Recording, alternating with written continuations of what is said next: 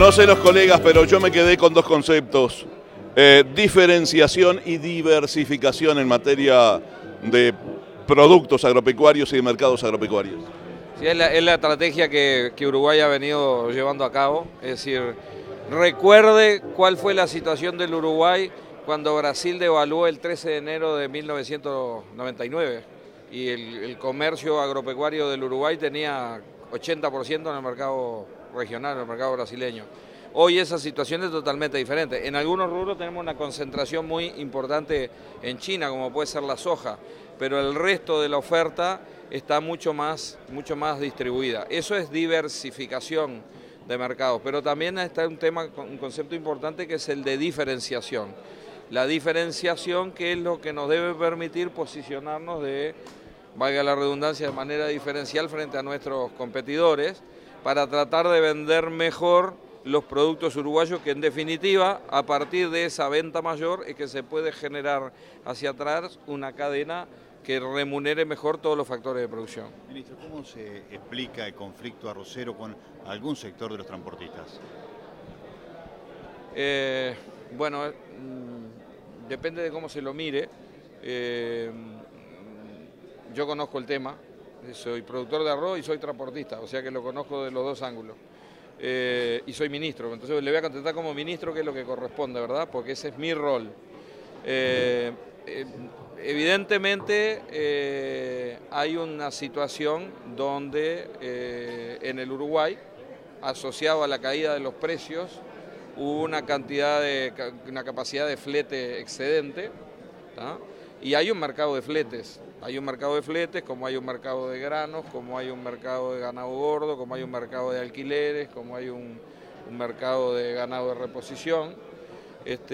Y en esa situación, históricamente, el sector arrocero, que lo conozco muy bien, en la generalidad de los casos, cada productor negoció con su camionero. Y ahí la situación de conflicto se genera cuando dicen los arroceros que tenían la mayor parte de los fletes acordados con los transportistas, y algunos transportistas que quedaron sin flete, porque todavía no empezó la zafra grande, que es la de la soja, dicen que las tarifas son inadecuadas. Entonces nosotros generamos un ámbito de negociación y hace unos 15 días, tratando de que se intercambiaran posiciones, ese intercambio no fue fructífero. Se llegó a una situación donde lo que hay hoy es la interrupción parcial en algunos lugares o total en otros del suministro de grano a las plantas, y con el ministro Ross y con el ministro Murro, para el día de mañana hemos convocado a las partes para tratar como gobierno de generar un ámbito de diálogo, sin ponerle condiciones ni exigencias a ninguno, pero es una preocupación para el país. Acá son importantes dos cosas. La zafra agrícola de verano del Uruguay, entre arroz y soja y lo que se esté cosechando de maíz, va a andar arriba de los 4,5 millones de toneladas.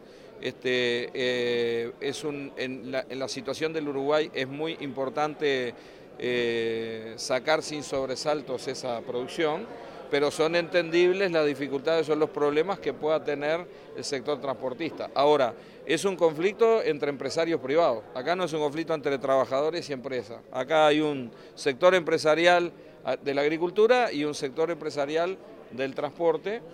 El gobierno ha transmitido con claridad que este tipo de situaciones no se pueden perpetuar en el tiempo porque hay una violación de derechos. Es decir, usted puede no estar de acuerdo con un determinado valor y puede no aceptar un trabajo, pero no puede impedir que otro que quiera trabajarlo lo haga. Pero bueno, también la movilización es un ejercicio de un derecho que la gente tiene en la medida que no limite el derecho de los demás. Nosotros apostamos como gobierno a una instancia de diálogo mañana, y bueno, veremos. Yo creo que la cordura finalmente va a primar, entre otras cosas porque hay una larga tradición, como le digo, de un muy fluido relacionamiento, yo le diría hasta de confianza, entre fleteros y arroceros. Ministro, otro tema que está muy vigente, que es el protocolo de sanidad y de calidad de la soja con China, y es un tema que está preocupando mucho a los productores. Se ha generado una preocupación, nosotros nos hemos reunido con los que de alguna manera hacen la exportación y estaremos en lo próximo, ellos tendrán una reunión con la Asociación de Comerciantes de Granos, pero en realidad los protocolos existen en cualquier rubro.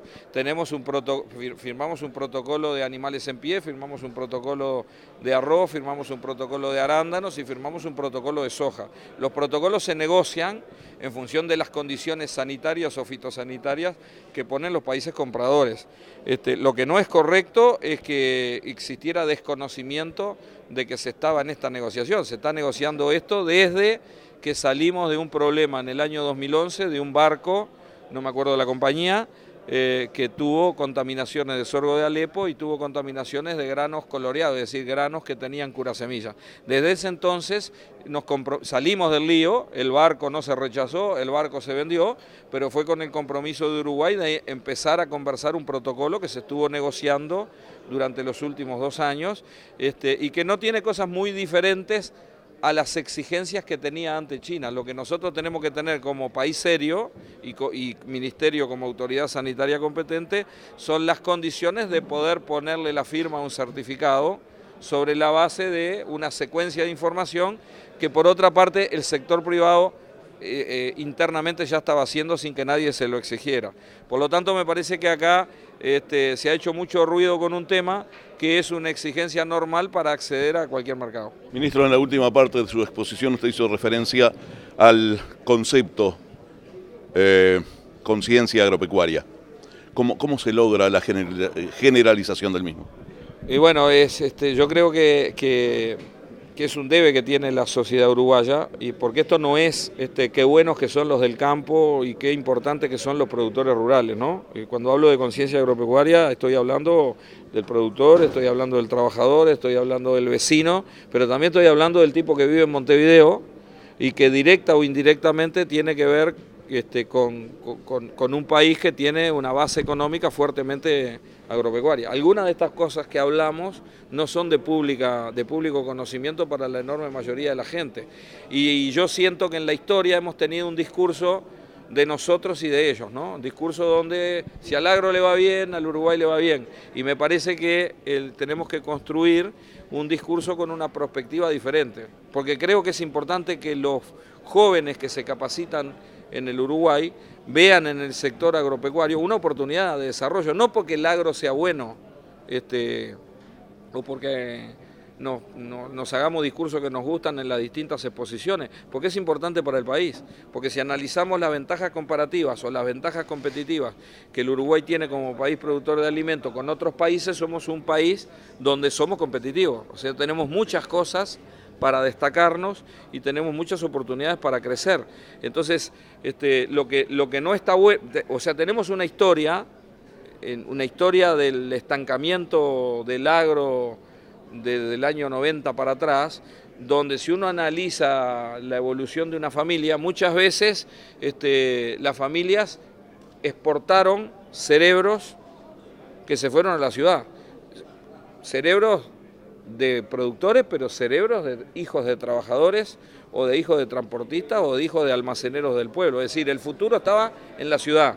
Y yo creo que un mundo de 9.000 millones de habitantes, donde hay algunos cientos de millones que están dispuestos a pagar en forma diferenciada por alimentos de calidad, debe transformarse en una oportunidad estratégica para el Uruguay, que no es contradictoria con la industria del software, sino complementaria, porque muchas de las cosas las vamos a tener que certificar con el uso de instrumentos de la tecnología, de la informática y la comunicación, que no es contradictorio con el turismo, porque cuando la principal cadena de parrilladas de Alemania está promocionando la carne de Uruguay, poca gente sabe que hace 15 días se tuvieron 8 chefs de programas culinarios de televisión alemana y de revistas de cocina, y vinieron a ver el sistema de producción. El video que anda circulando, y si no lo vieron les recomiendo que lo vean porque está muy bueno, el video que hizo esa firma de Alemania, que vende 6 millones